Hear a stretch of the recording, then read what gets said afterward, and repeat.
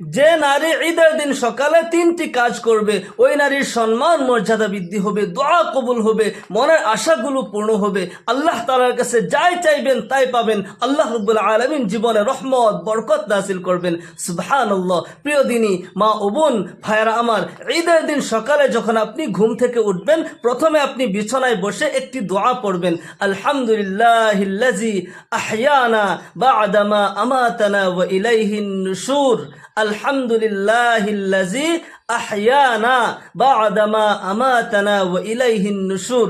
এই দোয়াটি হলো ঘুম থেকে ওঠার দোয়া, শুকরানার দোয়া। আল্লাহ রাব্বুল আলামিন মৃত্যুর পর পুনর্জীবন দান করেছেন। ঘুম হলো এক ধরনের মৌত। ঘুম মৌতের আধা রাস্তা। যখন আমরা ঘুমাই তখন সকালে যে আমরা উঠতে পারবো, সকালে সূর্য দেখতে পারবো, তার কোনো গ্যারান্টি নেই। সেজন্য ঘুম থেকে উঠে এই দোয়াটি পড়বেন, আল্লাহ তাআলার তারিফ আর প্রশংসা করবেন। তারপর সুন্দর করে ওযু করে ফজরের নামাজ আপনি আদায় করে নেবেন। ফজরের 2 রাকাত সুন্নত আর 2 রাকাত ফরজ, মোট 4 রাকাত নামাজ আদায় করবেন। ফজরের 2 রাকাত সুন্নত নামাজের এতটাই মূল্য, হাদিস শরীফে এসেছে।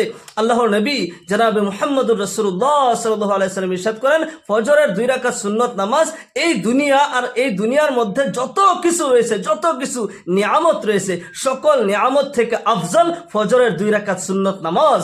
আল্লাহু আকবার।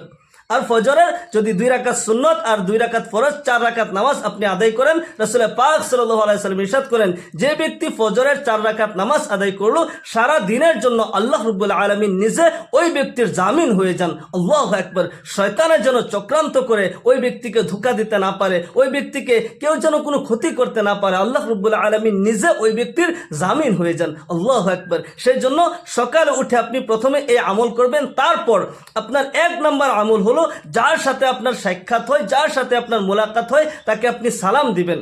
আসসালাম কাবলাল কালাম। হাদিস শরীফে এসেছে, তোমরা সালাম প্রথমে দিবে, তারপর কালাম অর্থাৎ আলোচনা করবে। আলোচনা পর প্রথমে সালাম।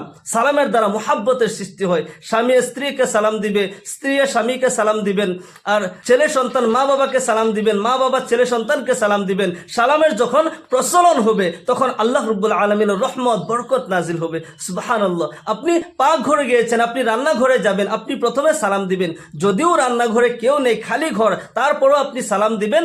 কারণ যদি আপনার রান্নাঘরে কেউ নেই, আল্লাহর রহমতের ফিরিস্তা নিশ্চয় থাকবে। আল্লাহর রহমতের ফিরিস্তা আপনার সালামের জবাব দিবেন আর আপনার জন্য দোয়া করবেন, সালামতির দোয়া করবেন। আল্লাহর পক্ষ হইতে রহমত বরকত নাজিল হবে। সেই জন্য আপনার 1 নম্বর আমল হলো, ঈদ উল ফিতরের সকালে আপনার 1 নম্বর আমল হলো, আপনি যার সাথে সাক্ষাৎ হয় তাকে আপনি সালাম দিবেন। 2 নম্বর আমল হলো, আপনি প্রত্যেক কাজের পূর্বে বিসমিল্লাহির রহমানির রহিম পড়বেন। যে কোনো কাজকর্ম আপনি করেন, আপনি ঘর ঝাড়ু দিচ্ছেন, প্রথমে বিসমিল্লাহ পড়বেন। আপনি চাউল ধুইছেন, প্রথমে বিসমিল্লাহ পড়বেন। আপনি তরকারি কাটছেন, প্রথমে বিসমিল্লাহ পড়বেন। আপনি চুলায় আগুন দিয়েছেন, প্রথমে বিসমিল্লাহ পড়বেন। যে কোনো কাজকর্মের পূর্বে আপনি যদি বিসমিল্লাহ পড়েন, ওই কাজে আল্লাহ রাব্বুল আলামিন বরকত দান করবেন। আল্লাহ রাব্বুল আলামিন ফেরেশতার জরিয়তে আপনাকে সহায় করবেন, আপনার ওই কামে রহমত বরকত নাজিল হবে। সুবহানাল্লাহ। হাদিস শরীফে এসেছে, কুল্লু আমরিন জিবালিন লাম ইবদা বিসমিল্লাহি ফাহুয়া আকতা আও আজজাম। প্রত্যেক ভালো কাজ যেটা নাকি বিসমিল্লাহ পড়ে শুরু করা হলো না, ওই কাম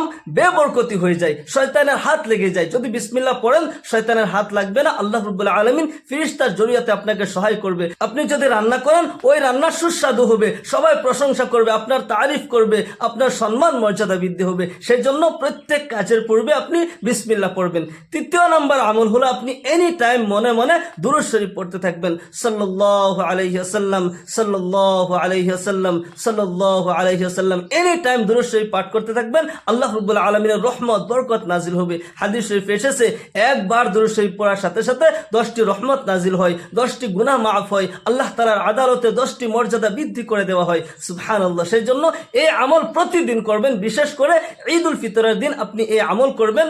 আর ঈদ উল ফিতরের দিন আমার মহিলা মা বোনেরা, যেহেতুকে আপনি ঈদগাহতে আপনি যেতে পারবেন না, ঈদের নামাজ পড়তে পারবেন না, আপনি ইশরাকের নামাজ পড়বেন, চাঁদের নামাজ পড়বেন।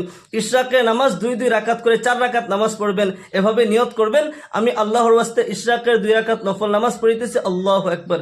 এভাবে নিয়ত করে যে কোনো সূরা দিয়ে আপনি এই নামাজ পড়বেন আর আল্লাহ তাআলার কাছে হাত তুলে দোয়া করবেন। ঈদ উল ফিতরের সকল ফজিলত আল্লাহ রাব্বুল আলামিন আপনাকে দান করবেন। এই দিনে বেশি বেশি তাকবীর পড়বেন, আল্লাহু আকবার, আল্লাহু আকবার, লা ইলাহা ইল্লাল্লাহু, আল্লাহু আকবার, আল্লাহু আকবার, ওয়ালিল্লাহিল হামদ। এভাবে বেশি বেশি তাকবীর পড়বেন আর এই দিনে বেশি বেশি দোয়া ইস্তিগফার পড়বেন।